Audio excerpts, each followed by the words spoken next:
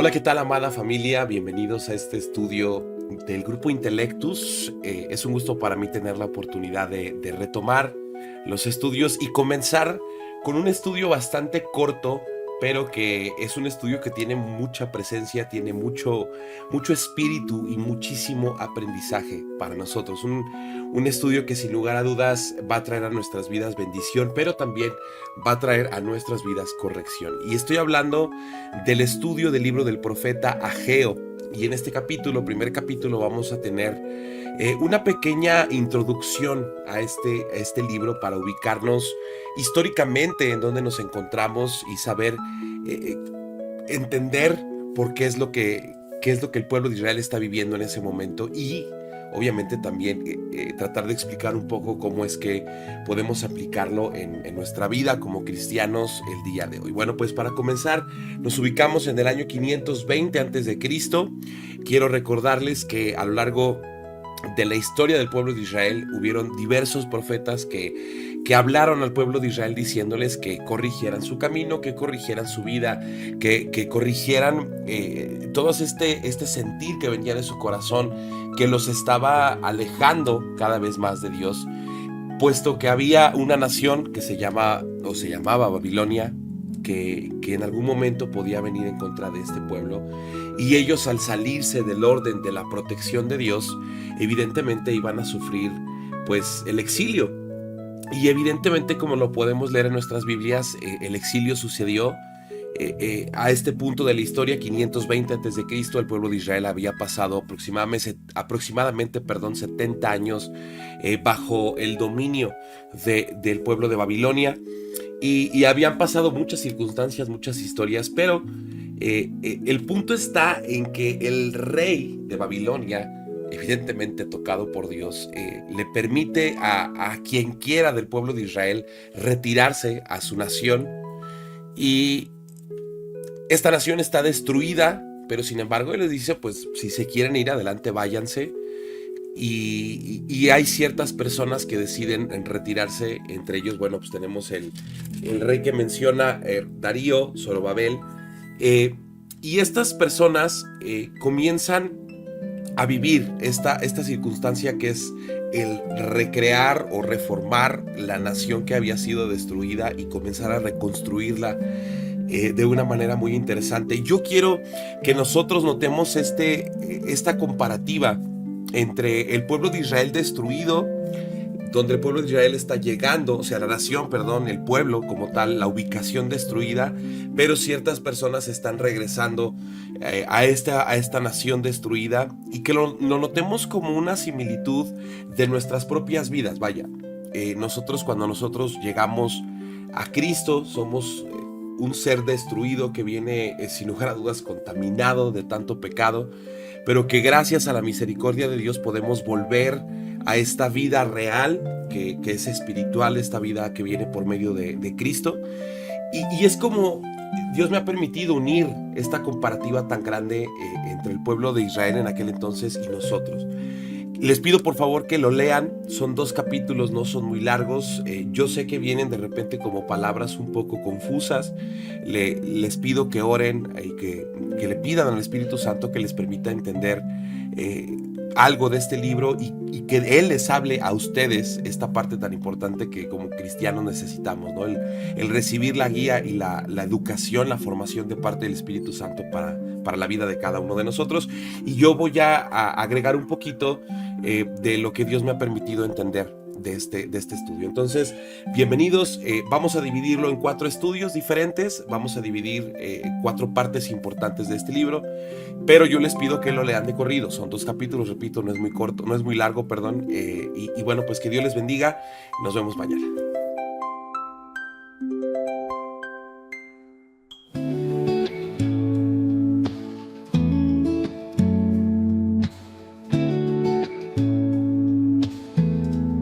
Bueno, pues vamos a comenzar con el primer estudio de este exageradamente hermoso libro de Ageo.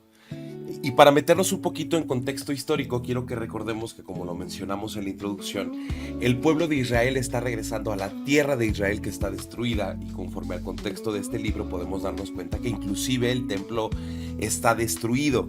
las personas que están regresando de nuevo a la tierra de Israel, tienen un sentir en su corazón que el Espíritu Santo hace mención en el versículo número 2, donde dice: este pueblo dice, no ha llegado aún el tiempo de que la casa de Jehová sea reedificada.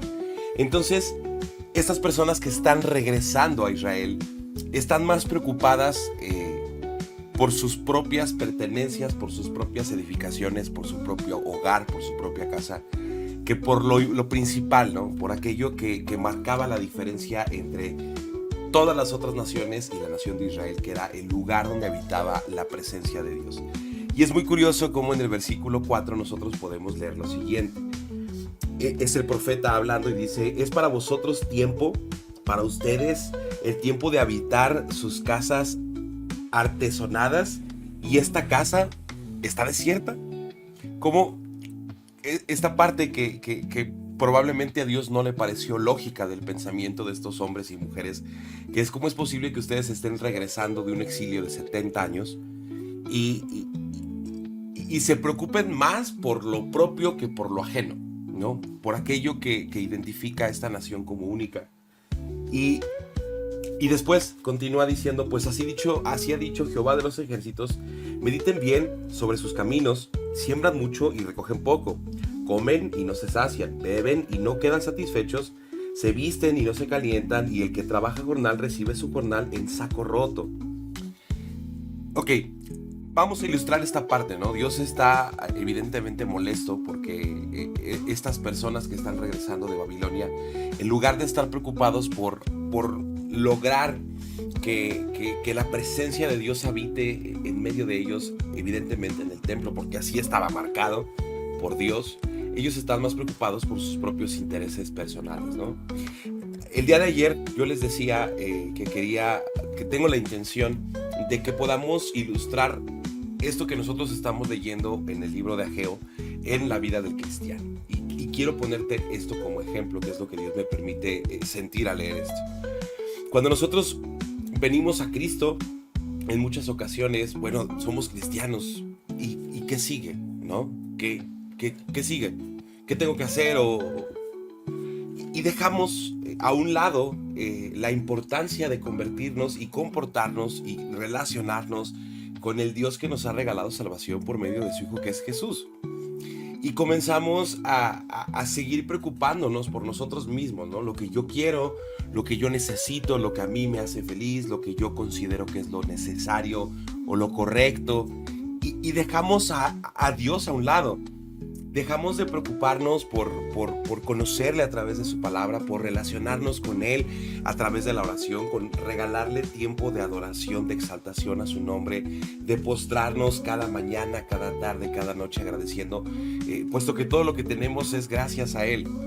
Y eso pasa, a veces, tristemente, muchos cristianos, en muchas ocasiones es por falta de formación y en muchas otras ocasiones es por falta de interés. Bueno, yo ya soy salvo, ya cuando me muera tengo la certeza de que voy a ir al cielo porque recibo, es la frase que utilizan mucho, a Jesús como Señor y Salvador. Y ya, ¿no? Sigo mi vida cotidiana y normal.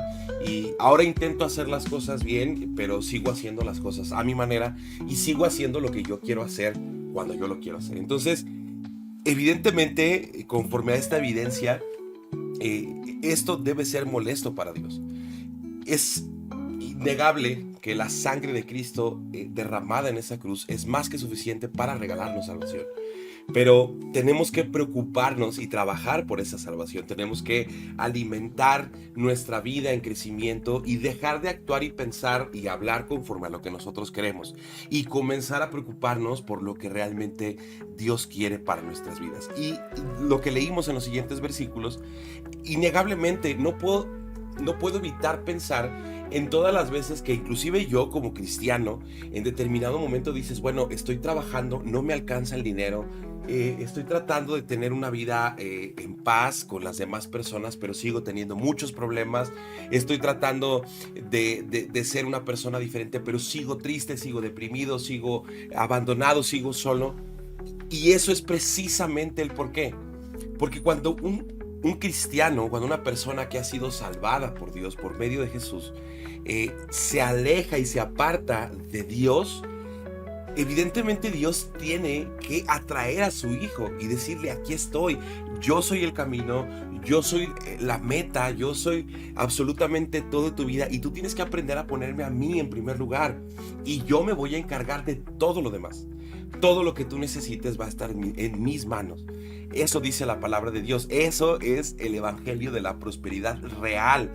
El saber y confiar que Dios tiene el control de nuestras vidas y que Él va a dar lo suficiente, lo necesario y más para compartir y bendecir a las demás personas. Y esa bendición es cuando nosotros comenzamos a tener el gozo. Ok, no tengo esto, pero yo sé qué es lo que Dios quiere que yo tenga, y yo sé que con esto voy a hacer muchas cosas. Entonces, eso es lo que yo logro aprender en esta primer parte del capítulo número 1, y vamos a continuar con el siguiente estudio.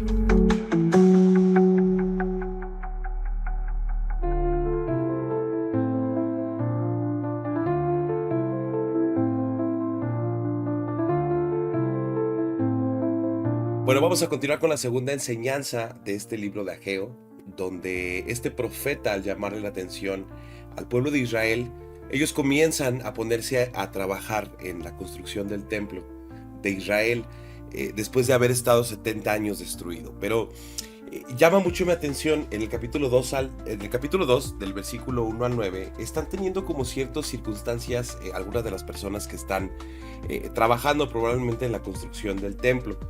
Evidentemente había niños que fueron llevados a Babilonia y que regresaron siendo ya personas mayores.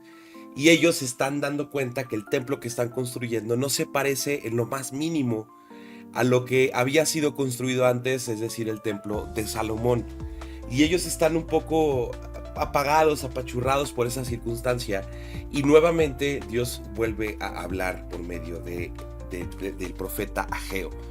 Y les dice que no se preocupen, que la gloria de este templo será aún mucho mayor que el templo anterior.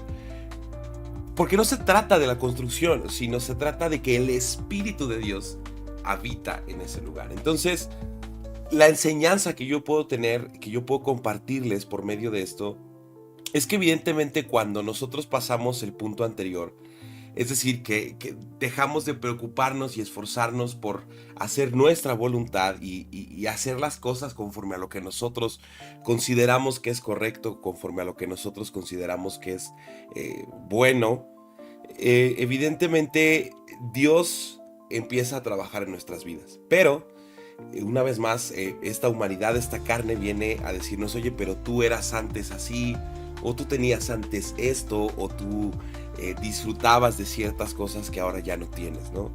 Y ese es un error muy común que llega a tener el cristiano, y que en muchas ocasiones también es un ataque del enemigo para tratar de hacernos retroceder en la fe en Cristo Jesús. Es una nueva vida. Cuando nosotros reconocemos a Jesús como Señor y Salvador, cuando nosotros tomamos la decisión por misericordia de Dios de clamar a Él para que la salvación llegue a nuestras vidas, morimos. Dice Pablo en muchas de sus cartas que es una crucifixión, donde nosotros morimos carnalmente para darle entrada a esta vida nueva espiritual que tenemos, donde ya no puede ser igual, donde ya no podemos comparar lo anterior con lo nuevo, porque la carne y el espíritu son cosas totalmente diferentes, y la carne tiene ciertos frutos y el espíritu tiene sus frutos, entonces son completamente diferentes. A veces detenernos un poco y decir: bueno, ok, soy criatura nueva, ahora tengo que pensar como criatura nueva, pero yo no dependo de mí, dependo total y completamente de lo que Dios va a hacer en mí. Evidentemente ya no hay templo donde habite la presencia de Dios. Ahora nosotros somos el templo donde habita la presencia de Dios. Y eso es lo importante, eso es lo meramente importante, el tratar de vivir una vida digna de esta presencia de Dios que habita en nosotros, y procurar ese templo, cuidarlo verdaderamente, procurar ser un templo digno con nuestros pensamientos, nuestras acciones, y así no mantenernos alejados de Dios.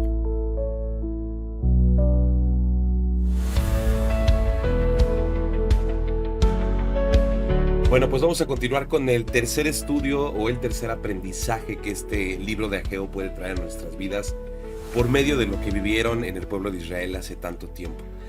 Ellos están comenzando con la construcción del templo, ellos están continuando, pero Dios le pide a Ageo que exprese lo siguiente. Y él se dirige en el capítulo número 2, a partir del versículo número 12, comienza a preguntarles acerca de la pureza de los rituales que están escritos en Levítico, en el Antiguo Testamento, acerca de la impureza de ciertas costumbres religiosas que ellos tenían que tener. Y evidentemente ellos contestan que pues si ellos faltaban a esta ley que está escrita por Dios, aquello se convertía en inmundo. Y me parece interesante el versículo 15 donde dice: ahora pues mediten en su corazón desde este día en adelante, antes de que pongan piedra sobre piedra en el templo de Dios. Después dice el versículo número 18: mediten pues en su corazón desde este día en adelante, desde el 24 del noveno mes, desde el día que se echó el cimiento de este templo, mediten pues en su corazón. Haciendo una clara referencia a que la santidad, este deseo genuino de tener un comportamiento conforme a la voluntad de Dios, tenía que estar en ellos. Ahora quiero pasarlo a nuestro tiempo. Nosotros existen dos tipos de personas, bueno, existen más tipos de personas en este sentido, pero quiero resaltar dos, ¿no? Tenemos al religioso, al que dice que él tiene que hacer y hacer y hacer y hacer y hacer y hacer y cumplir, y de alguna otra manera sentirse merecedor de esta gracia que recibimos por medio de Jesús, por medio del sacrificio de la cruz. El trabajar, el predicar, el bendecir y el ir aquí y ir acá, y llega un momento en donde esa persona se siente completamente abrumada de tanto servicio, tanto trabajo. No estoy diciendo que servir sea malo, ¿no? Está mal el hecho de pensar que tenemos que convertirnos en merecedores de algo que, sin lugar a dudas, hagamos lo que hagamos, jamás en la vida vamos a ser merecedores. Y el segundo tipo de persona que quiero platicar es este tipo de gente que en muchas ocasiones tiene este sentir de la supergracia, ¿no? Donde pues ya Jesús lo hizo todo, Jesús pagó por mi vida, yo ya no tengo nada que hacer más que disfrutar esta nueva vida que viene en Cristo. El punto medio es la santidad. El punto medio es la santidad, y esa viene definitivamente por medio de la convivencia con el Espíritu Santo, donde el Espíritu Santo comienza a tratar con nuestra vida, comienza a dirigirnos. Oye, ¿sabes qué? Esto no está bien lo que estás haciendo, este pensamiento, esta idea, esta manera en la que te expresas, esta manera en la que hablas. Y el Espíritu Santo comienza a trabajar en nuestro corazón y comienza a convencernos de que no es digno de alguien que recibió la salvación por medio de la vida, la muerte y la resurrección de Jesús, este tipo de comportamientos, y comienza a generar en nuestro corazón el deseo de predicar, de servir y de ayudar. Repito, no por querernos ganar esta salvación, sino por el convencimiento que el Espíritu Santo trae a nuestra vida, donde empieza a trabajar con nosotros y comienza a transformar verdaderamente nuestra vida de adentro hacia afuera. ¿Qué es lo que está pasando? ¿Qué es lo que Ageo está llamando la atención al pueblo de Israel? No se trata de trabajar por trabajar, o de trabajar porque es tu obligación, o no se trata simplemente de hacer las cosas porque se tienen que hacer. No, se trata de que tú entiendas que lo que estás haciendo tiene un propósito, tiene un porqué, que es honrar y glorificar a Dios. Y eso mismo es exactamente lo que tú y yo seguimos viviendo en el 2024.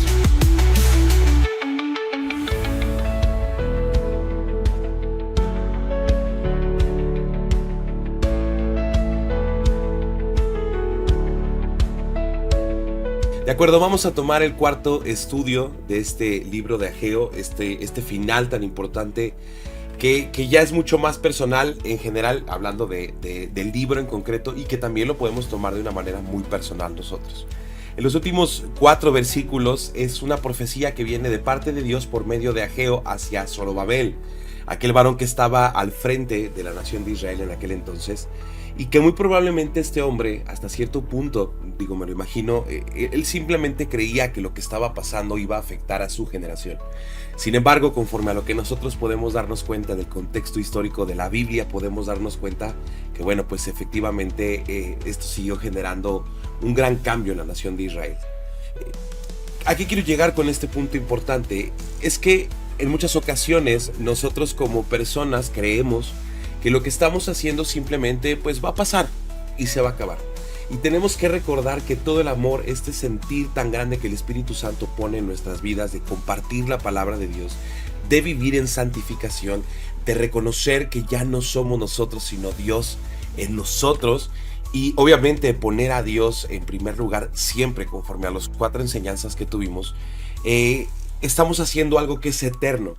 Cuando nosotros logramos, por medio de la inspiración del Espíritu Santo y por medio de Dios, el compartir la palabra, el predicarle a alguna persona con nuestro testimonio, el bendecir a estas personas ofreciéndole a Jesús, híjole, es algo que verdaderamente trastorna la vida de la persona para la eternidad. Entonces es importante que nosotros retomemos estos 4 puntos importantes, recordar y vivir todos los días de nuestra vida poniendo a Dios en primer lugar. Reconocer que no importa de dónde venimos, sino que importa hacia dónde Dios nos quiere llevar, sin importar lo que nosotros anhelemos carnalmente, sino lo que espiritualmente Dios empieza a hacer en nuestra vida por medio de su Espíritu Santo. Vivir todo el tiempo constantemente en la santificación nos va a llevar a este 4 punto, a entender y reconocer todos los días de nuestra vida que lo que hoy vivimos no es simplemente para hoy, sino que es para toda la eternidad. Tratar de vivir una vida donde verdaderamente nos relacionemos con el Dios eterno. Alguna vez escuché a un predicador que decía esta frase: ¿cómo quieres vivir una eternidad sirviendo, adorando y conviviendo con Dios si hoy no lo haces? Si hoy simplemente te tomas 10, 15 minutos de leer la Biblia o de agradecer, cuando realmente todo tu día tendría que estar entregado al Dios eterno. Bueno, pues con esto terminamos este estudio del libro de Ageo. Espero que haya sido de bendición para todos ustedes. Les abrazo en Cristo, que tengan buena noche.